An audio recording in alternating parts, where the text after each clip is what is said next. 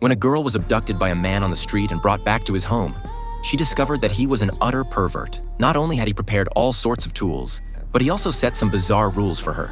After explaining everything, Rick began recording her menstrual cycle. Rick looked crestfallen upon hearing this.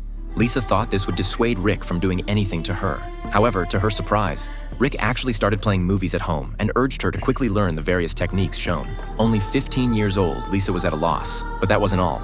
He also forced Lisa to learn to smoke, causing her to cough incessantly from the fumes. To help Lisa adapt to her new environment as quickly as possible, Rick agreed to let her move about freely in the house. Every day while cleaning the house, Lisa would carefully observe every corner of the room, making thorough preparations for her future escape. But Rick seemed to have sensed that something was amiss and warned her again. To dissuade Lisa from harboring such thoughts, Rick took out a box that evening and opened the lid in front of her.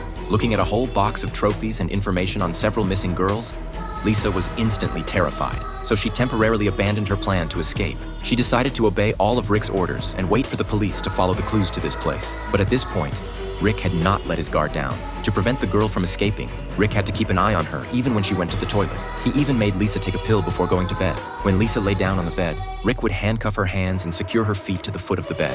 Only after doing all this would Rick feel at ease turning off the light to sleep. When Lisa woke up the next day, she found Rick still fast asleep. A bold idea then sprang to mind. She tried to open the lock on her hands, and fortunately, with her constant efforts, she finally broke free from her restraints. After leaving the bedroom, she quickly went to the door, gently opening all the locks on it. Then she opened the front door and escaped. Soon, Lisa arrived at a nearby police station and told the police everything she had experienced. For the girl's privacy, the police even specially found a policewoman to inquire about some details. Although Lisa was reluctant to recall what had happened, in order to find the suspect's residence, she still accompanied the police back to the place she had just escaped from. The police quickly found the property manager of the residential area and learned Rick's house number from him. Before long, the police found the place. However, when they entered the room, they discovered that there was no trace of Rick.